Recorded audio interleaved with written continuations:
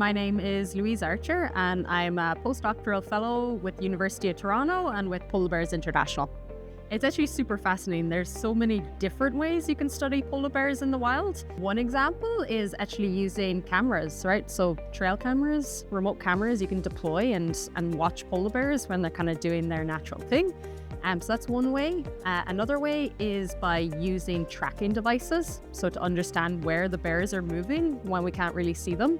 So that's using things like collars that go around the neck of the bear. What's kind of interesting is the collars are only deployed on adult female bears because the males have a pretty thick neck and they kind of have this cone-shaped head as they slide right off. But collars, ear tags that send GPS locations.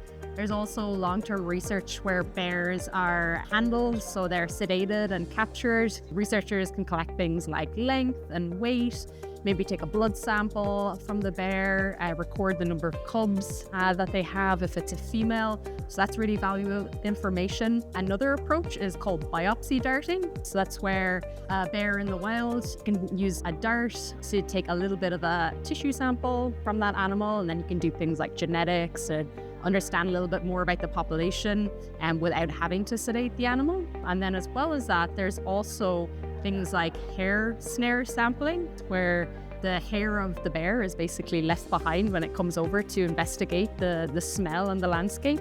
And from that hair, you can do things like genetics, genotyping to understand a little bit more about the population as well. So you're kind of going from everything from non-invasive sampling through cameras, hair snags, to more hands-on sampling as well, and then kind of the models that all this data feeds into as well to help us understand what's happening to bears in the wild.